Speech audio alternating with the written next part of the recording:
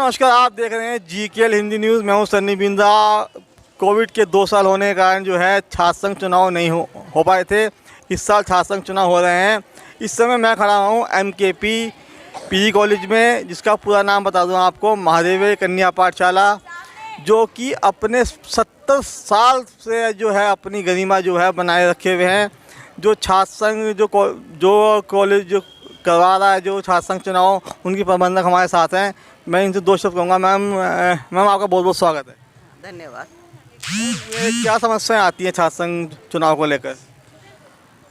छात्र संघ चुनाव के लिए कोई समस्या नहीं आता है। ये तो एक बच्चों को लीडरशिप एक तरह से वो देने के लिए कि छात्र संघ चुनाव किए जाते हैं, जिससे कि वो भविष्य में इस देश के कर्णधार बने और वो इस प्रोसेस को समझ सकें।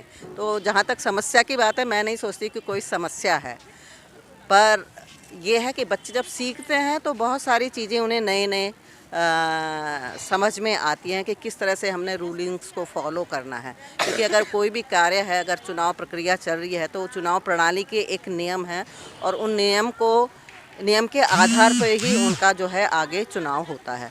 तो वो जो जितने भी प्रोसेस किए जाते हैं उनको समझाया जाता है, बताया जाता है, और वो भी बहुत अच्छी तरह समझते हैं और सीखते हैं और आगे बढ़ते हैं। तो मैं इसको समस्या न मान के एक तरह से उनके लिए एक भविष्य के लिए एक सजग कदम मानती हूँ कि वो कुछ आगे लीडरशिप करने के लिए कुछ सीख रहे हैं और आगे भी भविष्य में देश के कर्णधार बने कुछ करेंगे।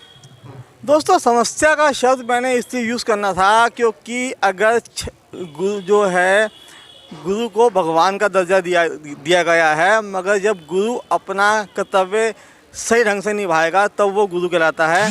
कहीं जो है जो शिक्षक हैं, उन्होंने जो है शिक्षा को ना जो व्यवसायीकरण बना दिया है। कॉलेज में तो पढ़ाएंगे, बाहर ट्यूशन भी पढ़ाएंगे। तो मैडम ने बड़ा अच्छा जवाब दिया जो आप लोगों ने सुना होगा। तो मैंने समस्या का शब्द इसलिए डाला था कि जब शिक्षक छात्र को सही ढंग से पढ़ाएगा तभी छात्र जो है अपने गुरु की बात मानेंगे, और जो गुरु बताएगा। एक कहावत है कि अगर सही समय पे आप अपने गुरु के चरण पकड़ लें तो आपको भविष्य में किसी के चरण पकड़ने की ज़रूरत नहीं होगी। तो हमारे साथ ये कुछ छात्र संघ के कुछ ये हैं। आपका नाम क्या है? सर बबीता पर गई। आप छात्र संघ अध्यक्ष पद के लिए हैं? जी जी जी।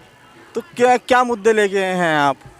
लाइब्रेरी में नया एडिशन, CCTV कैमरे और plus RO, common room, canteen reopen, और ये क्लासेस में जो फर्नीचर है उसे रिपेयर करने की कोशिश करेंगे, और इन केस रिपेयर नहीं होगा तो उसको नया लगवाने की कोशिश करेंगे। तो अभी कैंटीन बंद है यहाँ की? जी सर, कैंटीन बंद है, कोरोना से सब बंद है यहाँ पर, तो हम उसे रीओपन करवाएंगे। खाने पीने की व्यवस्था कहाँ से होती है बच्चों की? सर ये सामने है ग्रैंड, वहाँ से करते हैं सब। जी जी जी। आप? मैं नमस्कार, सना मलिक, उपाध्यक्ष पद के लिए ABP से इस बार छात्र संघ चुनाव में खड़ी हुई हूँ।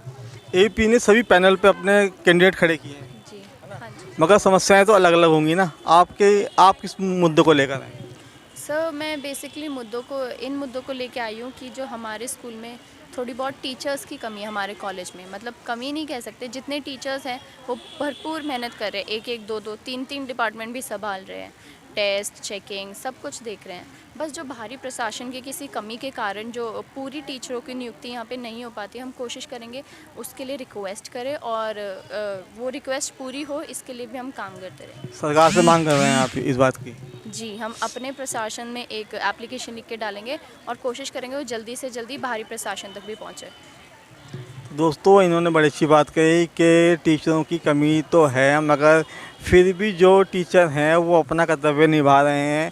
2 3 उन्होंने संभाले हुए हैं, मगर उसके बावजूद क्या होता है कि एक क्लास में 40 बच्चे हैं, उसे एक टीचर संभाल रही है, और एक क्लास में 80 बच्चे हैं, तो उसे एक टीचर का संभालना मुश्किल हो जाता है। 250 बच्चे। आपका क्या नाम है? मैं भूमिका कोटियाल हूँ, BCom की छात्रा हूँ।